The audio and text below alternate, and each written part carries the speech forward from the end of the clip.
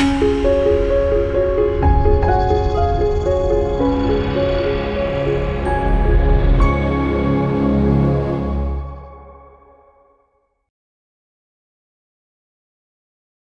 మాత్రం. నేను మీ journalist Navata. Welcome to Our Voice. Tamil Nadu హిందువులలో చైతన్యం మొదలైంది. ప్రాంతీయవాదం కంటే కూడా జాతీయవాదం గొప్పది. దేశం, ధర్మం, సనాతన హైందవ ధర్మాన్ని కాపాడుకోవాల్సిన బాధ్యత మన మీద ఉంది అని ఒక విప్లవాత్మక మార్పు వచ్చిందట. దీనికోసం తిరువనమలై కేంద్రంగా ఒక కీలక సమావేశాన్ని కూడా ఏర్పాటు చేశారట. హిందూ చైతన్యం ఓట్ల రూపంలోకి మారేలా ఓ ప్రయత్నం జరుగుతోంది. అంటే డిఎంకేతో అక్కడి ప్రజలు విసిగిపోయి హిందువులంతా కూడా ఒకటవ్వాలి, హిందూ ఓట్ల రూపంలో మన సత్తా ఏంటి అనేది చూపించాలి, దాని ద్వారా నేను చెప్పవసరం లేదు ఏ పార్టీకి అధికారం కట్టబెట్టాలనుకుంటున్నారు తమిళియలోని. అంటే ఇక్కడ తమిళనాడులో వస్తున్న డెమోగ్రఫీ చేంజ్ అంటే హిందూ ఓట్ల చైతన్యం అనేది కాషాయ జెండా తమిళనాడులో ఎగరడానికి పక్కా అనే సంకేతాలను ఇస్తుందని కూడా విశ్లేషకులు చెప్తున్నారు. రాబోయే ఎన్నికల్లో ఏ రాజకీయ పార్టీ అయినా హిందువుల డిమాండ్లు నెరవేర్చేలా ఉండాల్సిందేనని తేల్చి చెప్పారు.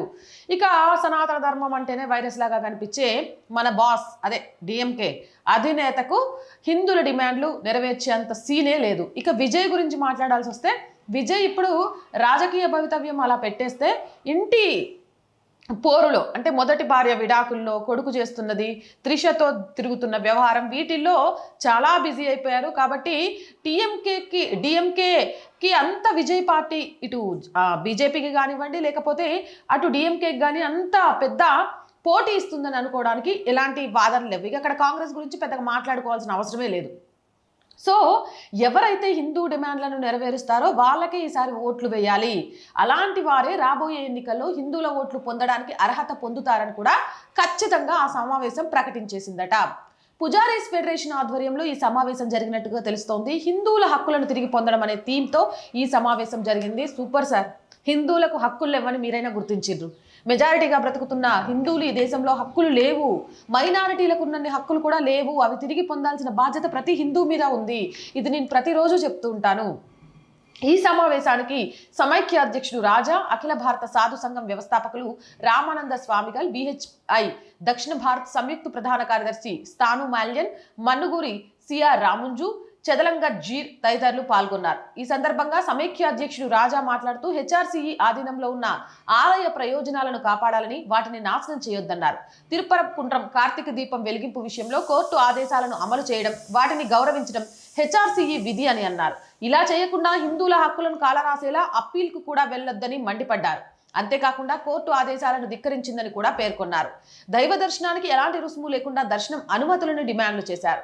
హెచ్ఆర్సీఈ టికెట్ల రూపంలో ఛార్జీలు వసూలు చేస్తోందని, దీంతో భక్తులు తీవ్ర నిరాశలో ఉన్నారన్నారు. దీని ద్వారా ధనవంతులకు మాత్రమే దర్శనం దొరికే అవకాశాలున్నాయన్నారు. పేదలైన భక్తులకు దర్శనం అనేది సుదూర కలగానే మిగిలిపోయే ప్రమాదం ఉందని హెచ్చరించారు. అలాగే దేవాలయాలను ప్రభుత్వ నియంత్రణ నుంచి విముక్తి చేయాలని కూడా డిమాండ్ చేశారు.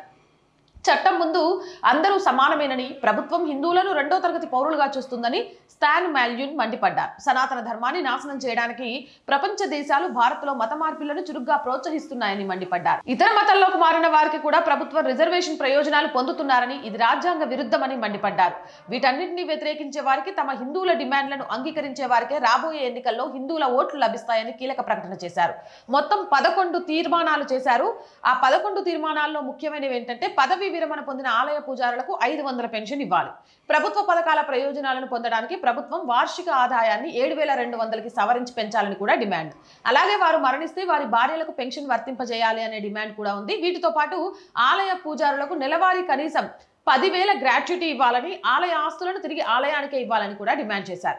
సనాతన ధర్మంపై, దేవుడిపై నమ్మకం ఉన్న వారిని ఆలయ ధర్మకర్తలుగా నియమించాలని, ఆలయాల ఆదాయాన్ని ఆలయాల అభివృద్ధికే ఇవ్వాలని కూడా డిమాండ్ చేశారు. Super demands.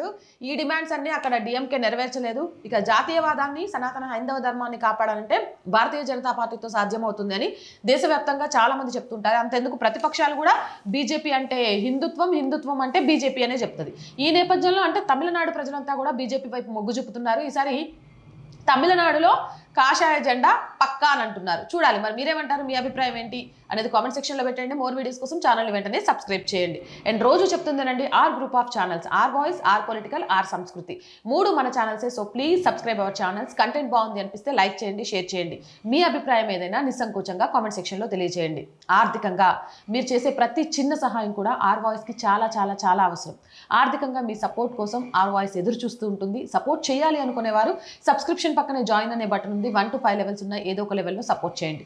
లేదా స్క్రీన్ మీద గూగుల్ పే, ఫోన్పేతో పాటు అకౌంట్ డీటెయిల్స్ ఉన్నాయి. మీకు తోచిన సహాయాన్ని అందించండి. వ్యాపార ప్రకటనల కోసం 8328 500 576 నెంబర్ని సంప్రదించండి. జై హింద్, జై భారత్.